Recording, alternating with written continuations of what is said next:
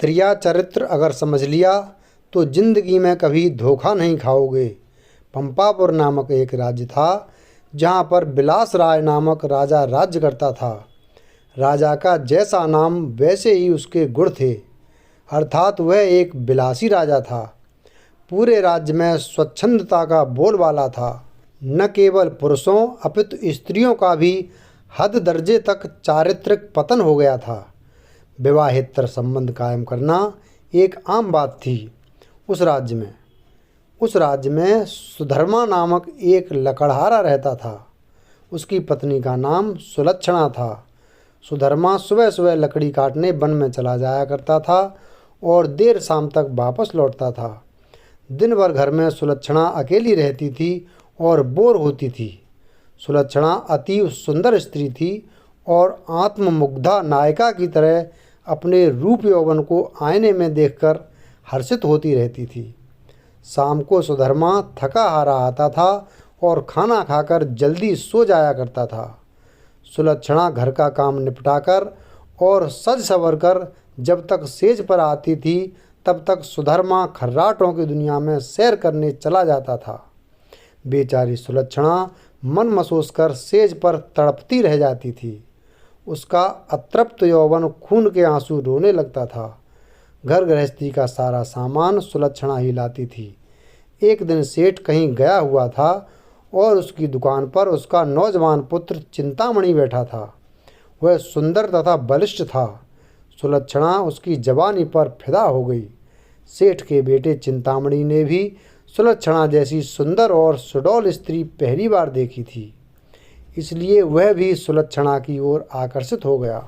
दो जवां प्यासे दिल मिल गए तो अब बदन मिलना भी आवश्यक हो गया था। चिंतामणि ने एक मिलन स्थल भी खोज लिया था। सुलक्षणा रोजाना सुधर्मा के सो जाने पर चिंतामणि से मिलने जाने लगी और वह सुबह होने से पहले वापस आ जाती थी। सुलक्षणा और चिंतामणि की रंगरैलियां बेरोक टोक चलने लगीं।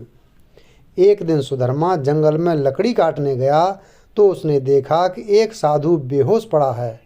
सुधर्मा ने उस साधु पर ठंडे जल के कुछ छींटे मारे तो साधु ने आंखें खोल दीं। सुधर्मा ने साधु को बैठाया और ठंडा जल पिलाया तो उसमें कुछ जान आई। थोड़ी देर बाद उसे खाना भी खिलाया तो उसके बदन में थोड़ी ताजगी आ गई और वह चहलकदमी करने लग गया। सुधर्मा ने उस साधु से आग्रह किया कि कुछ दिन वह उसका आतिथ्य स्वीकार करे। सुधर्मा के आग्रह को साधु महाराज टाल नहीं सके और शाम को वे साधु महाराज सुधर्मा के साथ उसके घर आ गए। साधु को देखकर सुलक्षणा के तन बदन में आग लग गई। उसे लगा कि अब उसकी चोरी पकड़ी जा सकती है, इसलिए वह साधु को घर में नहीं रखने की जिद पर अड़ गई। सुधर्मा ने उसके सामने समर्पण करते हुए कह दिया कि साधु महाराज बस 1-2 दिन ही रहेंगे। इस पर सुलक्षणा राजी हो गई। रात में सबने खाना खाया और साधु के लिए आंगन में चारपाई बिछा दी। सुधर्मा खाना खाने के तुरंत बाद ही सो गया था, लेकिन सुलक्षणा की आंखों में नींद कहाँ थी। वहाँ तो चिंतामणि की सूरत बसी हुई थी। उसका मन उड़कर चिंतामणि के पास चला गया था, मगर बदन तो सुधर्मा के घर में ही पड़ा था। यौवन को मन से ज़्यादा तन की ज़रूरत होती है। सुलक्षणा को अपना बदन जलता हुआ महसूस होने लगा। उस आग को बुझाने के लिए उसे चिंतामणि के सागर की आवश्यकता थी। सुलक्षणा उठी और उसने देखा कि सुधर्मा खर्राटे ले रहा है। तब वह साधु के पास गई। साधु भी चुपचाप लेटा था। सुलक्षणा ने उसे सोता हुआ जाना और फिर वह वन संवरकर चिंतामणि से मिलने के लिए चल दी। साधु एक अनजान व्यक्ति के घर में ठहरा था और सुलक्षणा ने उसे बड़ी मुश्किल से घर में रहने दिया था, जबकि उसने यहाँ रहने के लिए कहा ही नहीं था। सुलक्षणा के व्यवहार को देखकर दाल में जरूर कुछ काला है, साधु महाराज के मन ने कहा और वह सोचता ही रहा। इसलिए उसे नींद नहीं आई और वह दोनों के क्रियाकलाप देखता रहा। जब सुलक्षणा उसके पास आई तब वह दम साधकर चुपचाप लेटा रहा।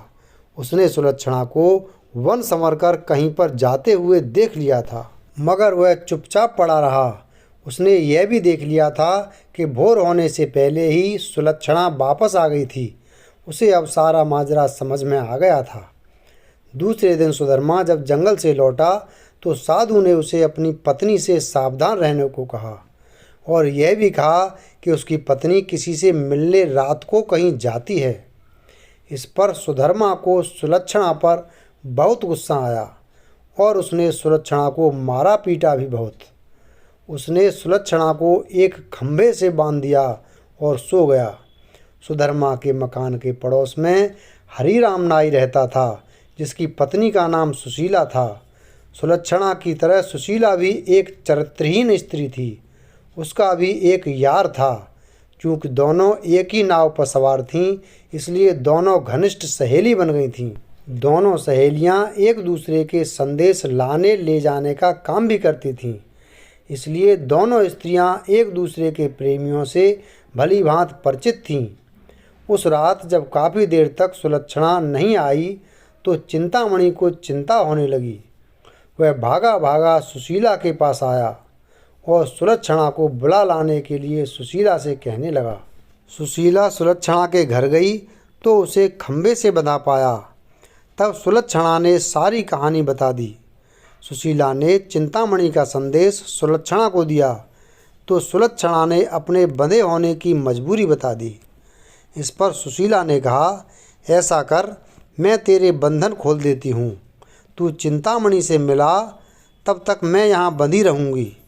उसके इस प्रस्ताव पर सुलक्षणा की बाँछें खिल गईं और वह अपनी जगह सुशीला को बांधकर चिंतामणि से मिलने चली गई। साधु महाराज यह सब खटराग देख सुन रहे थे, मगर वे चुपचाप खाट में दम साधे पड़े रहे।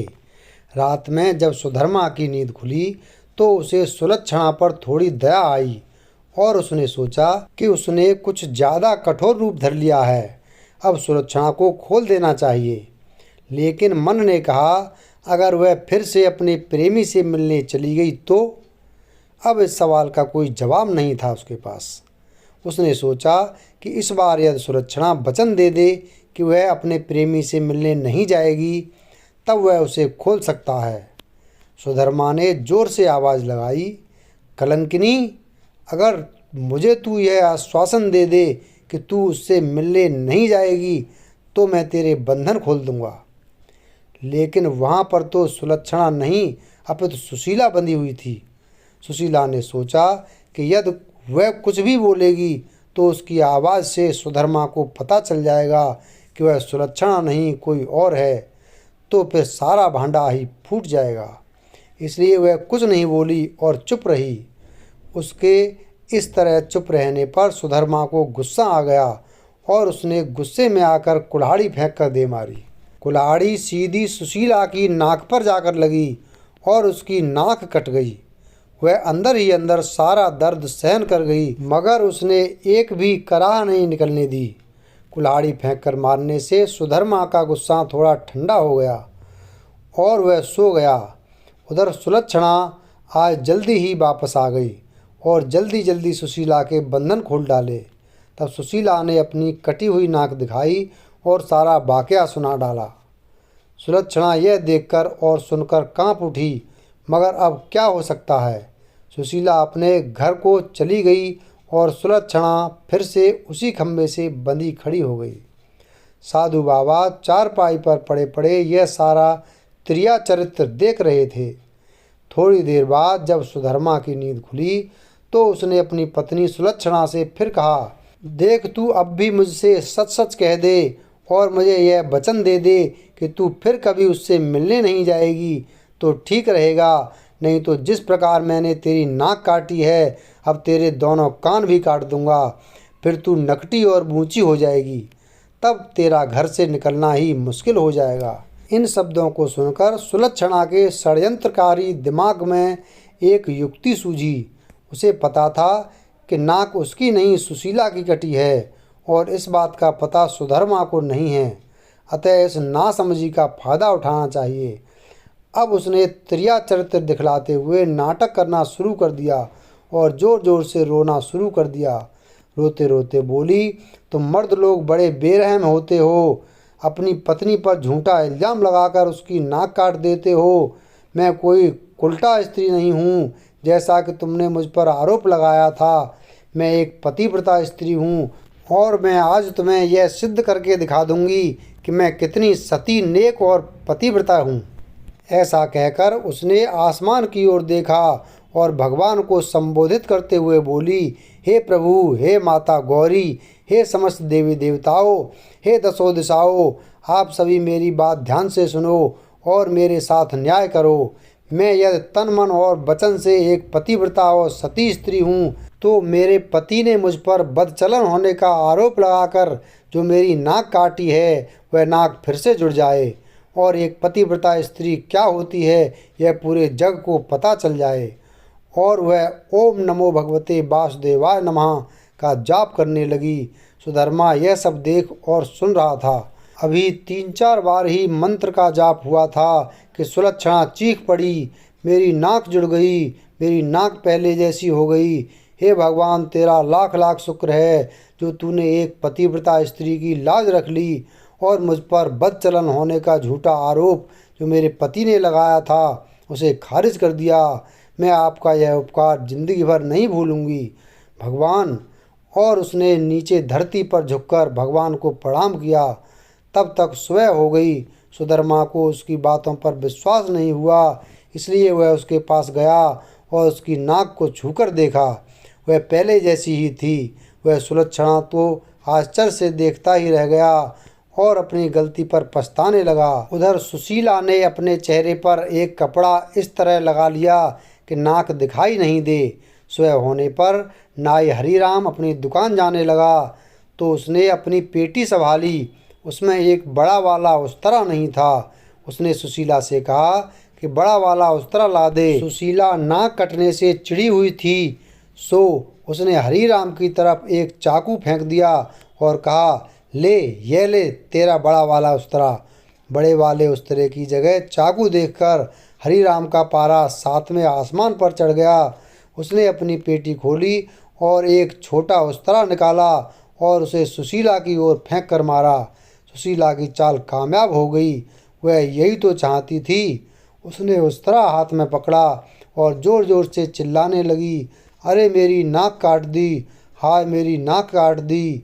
उसकी आवाज़ सुनकर अड़ोसी पड़ोसी आ गए और वहाँ भीड़ लग गई। लोगों ने देखा कि सुशीला की नाक कटी हुई है और उसके हाथ में एक छोटा उस्तरा है। सुशीला कहे जा रही थी कि उसके पति ने उसे बदचलन बताकर बेवजह ही उसकी नाक इस उस्तरे से काट दी है।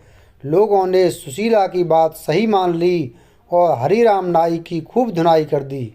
इतनी देर में राजा के सिपाही आ गए और हरिराम नाई को पकड़ कर ले गए। राजा की अदालत में मुकदमा चला। सुशीला ने स्वयं को सती सावित्री पतिव्रता बताते हुए अपने पति पर आरोप लगाया कि उसने उसे बदचलन बताकर उसकी नाक उस उस्तरे से काट दी है। उस्तरा भी था और सुशीला की नाक भी कटी हुई थी। एक पत्नी अपने पति पर मिथ्या आरोप क्यों लगाएगी? अतः राजा ने हरिराम नाई को दोषी मानते हुए उसे मृत्युदंड सुना दिया। इस मृत्युदंड की चर्चा पूरे राज्य में फैल गई। सुधर्मा के घर में ठहरे हुए साधु महाराज ने भी जब हरिराम नाई को मृत्युदंड की बात सुनी तब वह विचलित हो गया। उसे दोनों स्त्रियों के त्रिया चरित्र का संपूर्ण ज्ञान था, जिसकी चपेट में एक निर्दोष व्यक्ति हरिराम नाई आ रहा था और अपनी जान से हाथ धो रहा था। तब वह राजा के पास गया और संपूर्ण घटनाक्रम राजा को कह सुनाया। राजा ने सुधर्मा और सुलक्षणा को दरबार में बुलाया और कड़क कर सारी बातें सच सच बताने के लिए कहा। तब सुलक्षणा और सुशीला ने सारी बातें सच सच बता दी और अपने स्वांग को भी बता दिया। अब मामला पूरी तरह से साफ हो चुका था। दोनों स्त्रियों का अपराध सामने आ गया था और हरिराम नाई निर्दोष सिद्ध हो गया था। इस षड्यंत्र के लिए दोनों कुलटाओं को भीषण दंड दिया जाना था, लेकिन स्त्री, बालक और साधु को मृत्यु दंड नहीं दिया जा सकता है। इस शास्त्रीय विधान के अनुसार दोनों स्त्रियों के नाक कान काटकर उन्हें छोड़ दिया गया।